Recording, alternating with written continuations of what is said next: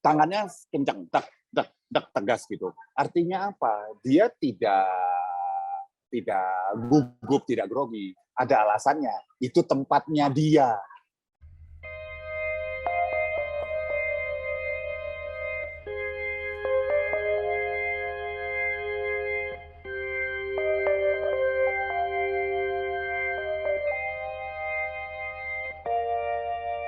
Kalau saya hanya bicara tentang kebencian, titik. Itu buat saya teknik komunikasi yang bagus, keren. Untuk apa? Nanam ide di kepala orang gitu, untuk setuju. Ngomongnya caranya gini, ini adalah kebencian, tek, orang nunggu. Apa kebencian apa nih?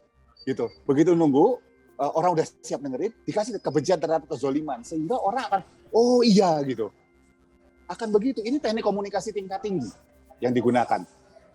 Kemudian, kata-kata berikutnya adalah, jadi orang yang nggak setuju, berarti orang itu berarti apakah dia zolim, apakah dia mengiyakan terhadap kezaliman? Kan nggak gitu. Ini namanya nggak bisa dilihat hitam putih. Orang yang nggak sepakat dengan kata-kata Bahar Smith bukan berarti dia kemudian zolim atau mengiyakan kezoliman.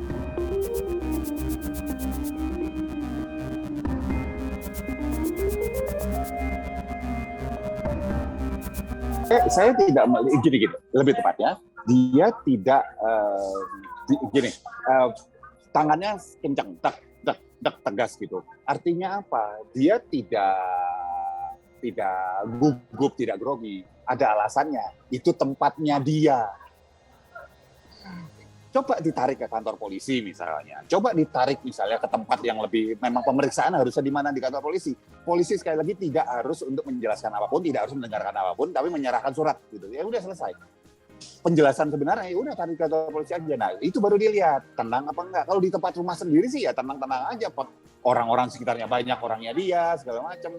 Polisi juga yang berkunjung. Polisi kan juga aparat penegak hukum itu kan juga punya tata krama, punya istilahnya yang sudah diajarkan sama dia bahwa kalau masuk ke tempatnya orang itu harus sopan, harus hormat.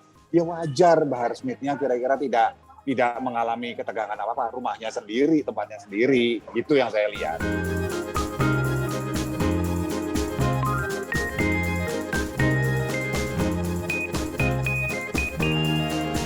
Gini, polisi itu dididik untuk dekat dengan masyarakat.